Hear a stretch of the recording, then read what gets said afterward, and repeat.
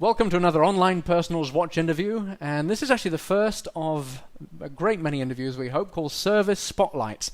And we're going to start off with the CEO and founder of Intro Analytics. We've got Nick Tsinonis here today, so welcome to the interview, Nick. Thank you, Mark. It's a pleasure. Thank you for inviting me on. Major respect for what you do, and I think this is a great idea. You're the very first, so let's start with an overview. What does Intro Analytics do? Essentially, Intro Analytics is a data intelligence and matching company especially designed for online dating sites and social media. So if you think about how much data we collect and how much analysis there is in there, OkCupid have made a huge business out of it.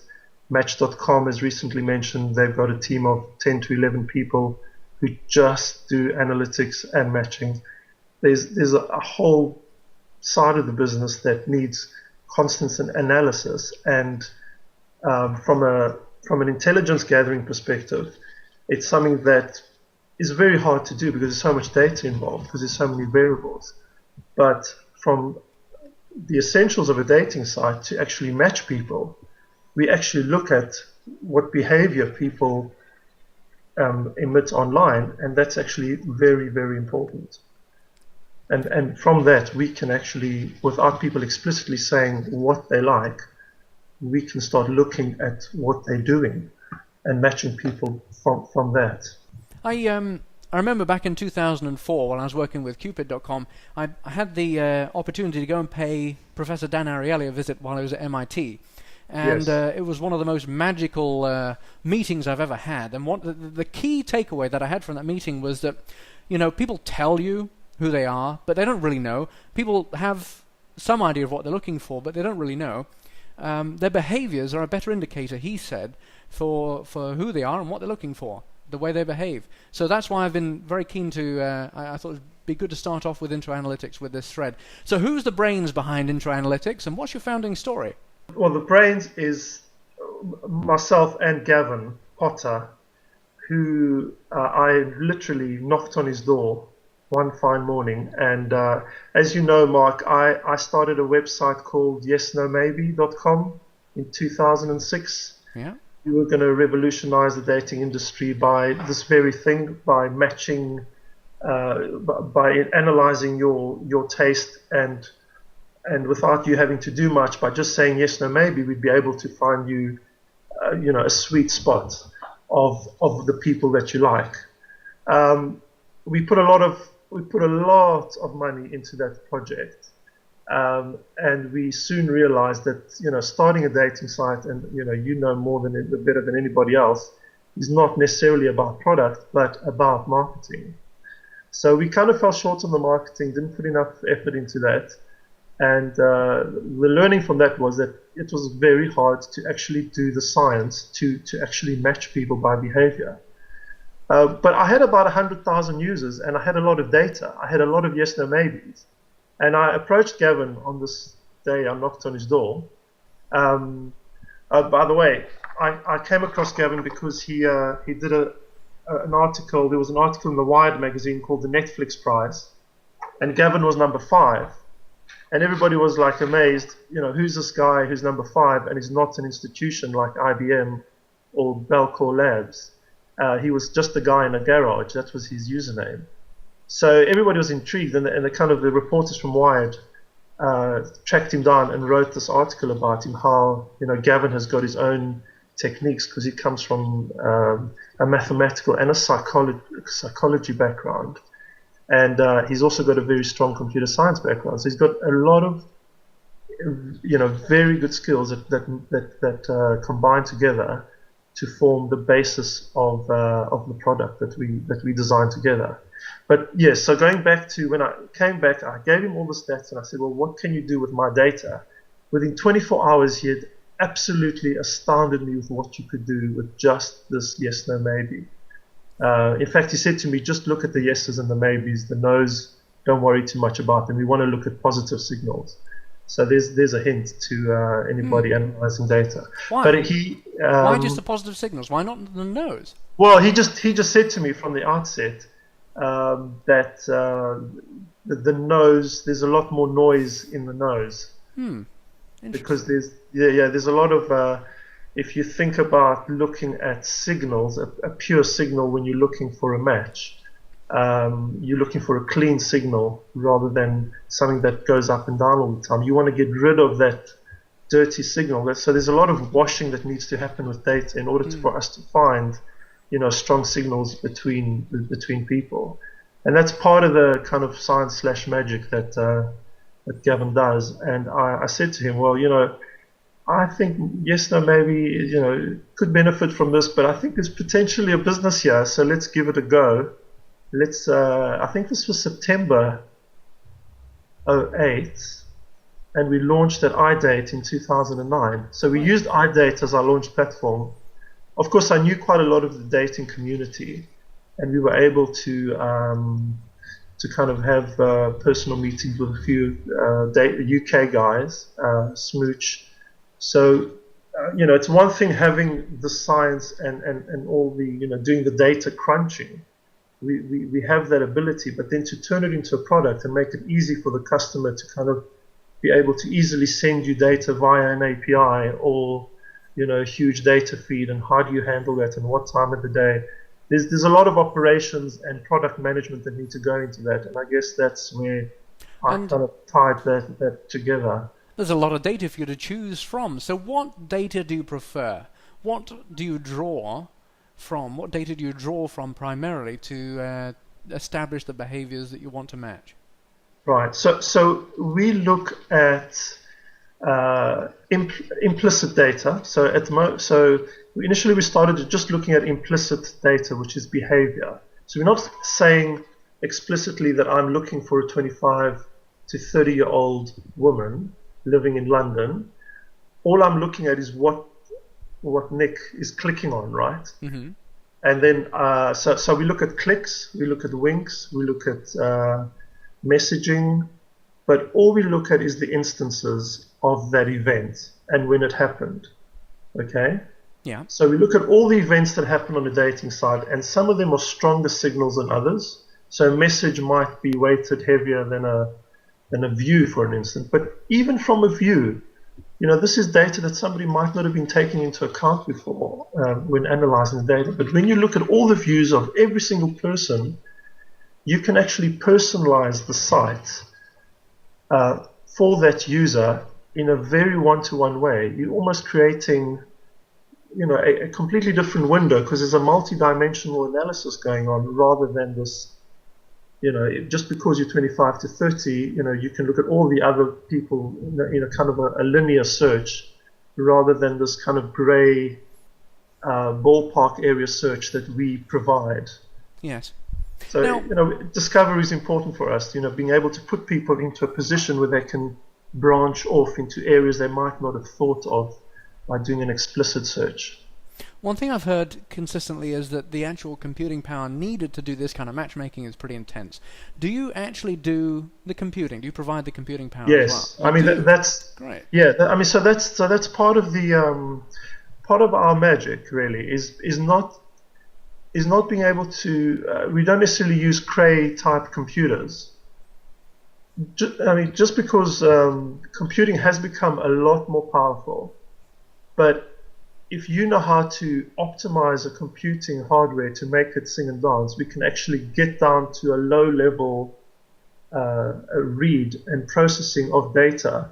We can speed things up from 100 times faster than a database.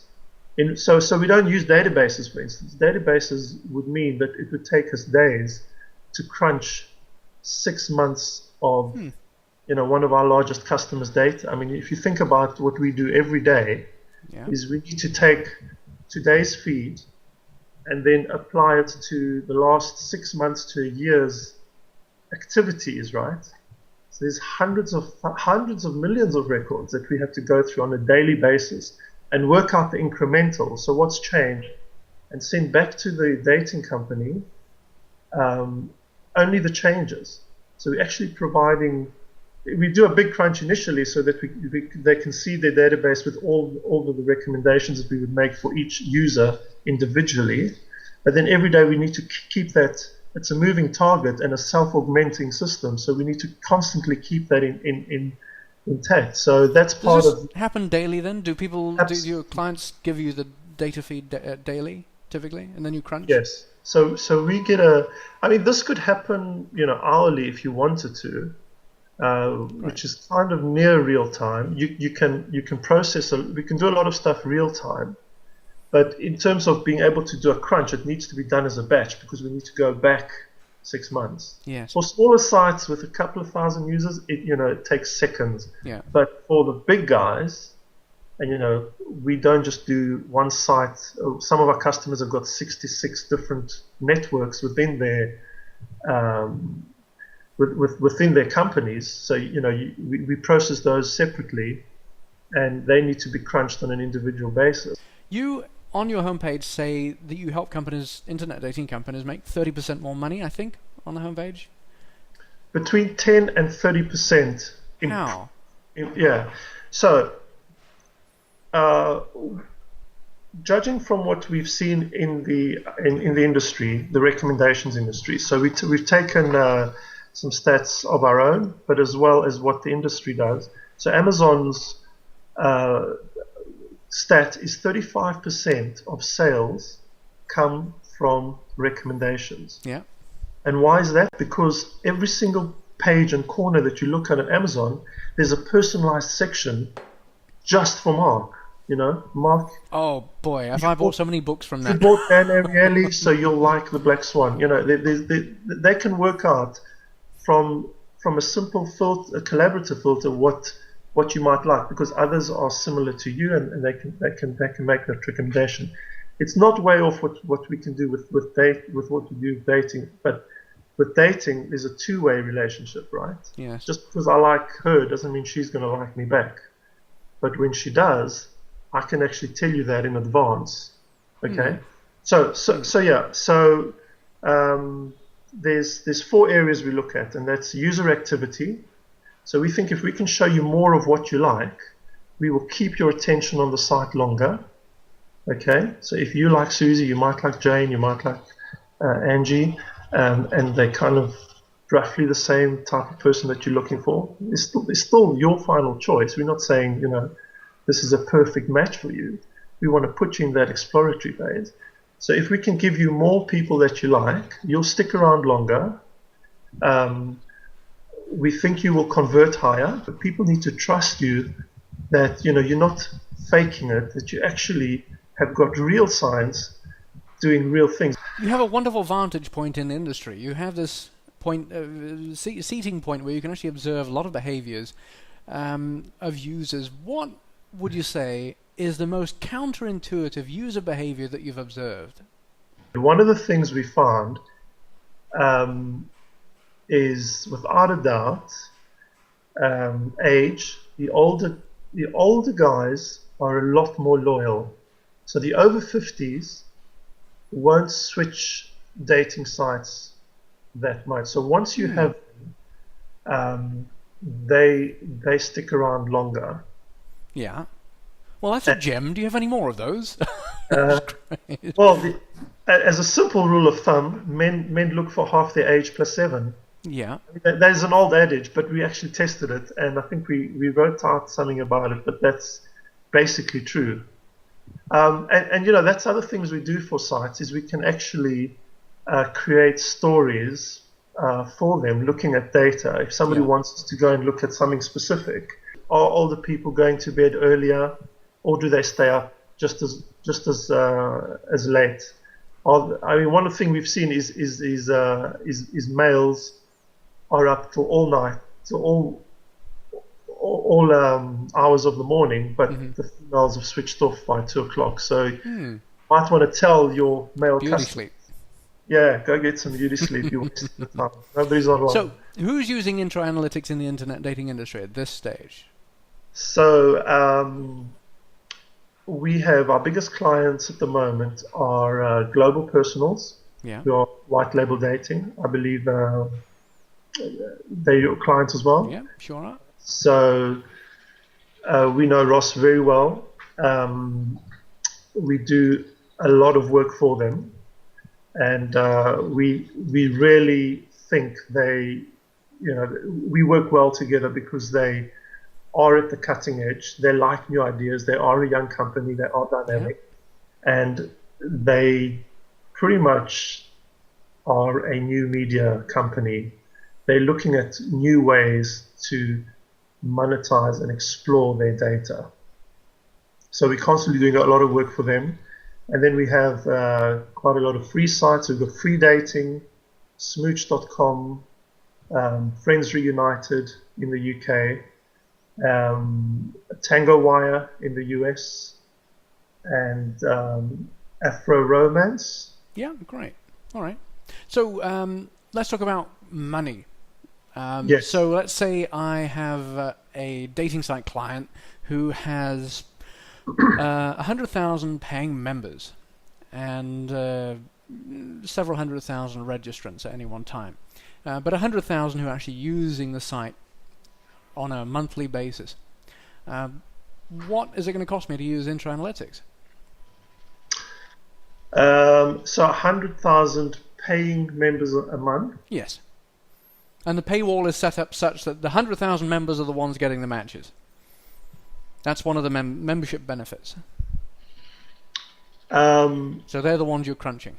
I mean, that's a pretty decent sized site, right? Yeah. Because you're saying not the free members. It depends. I'd say we like to. Ideal clients, we like to look at the $3,000 to $10,000 range. Great. All right. So. And would I be over that? Sorry? Would I be over that with 100,000 members? I think if it was you, Mark, we'd squeeze you in. Okay. 9999. Right. But no, Right. yeah, I mean, we've spoken to some really big guys, and it does depend on how many, servers do we need to replicate? Do we need to change our model? We try and squeeze as much analysis as we can to a server so we can be very efficient in certain cases. The other solution is that we can actually offer an in-house server built just for you, so you can take some of the cost yourselves, so that we don't always need to host the solution. For the smaller clients, software as a service works perfectly. Yes. But some of the bigger guys, for one or other reason, might want to build it in as part of their infrastructure, and we're happy to do that as well. So that's the price will come down about 20% there. Right. So it's kind of quite a varied range. Perfect. Nick Tsinonis, you are the CEO and founder of Intro Analytics. Thank you very much for your time today. Thank you, Mark.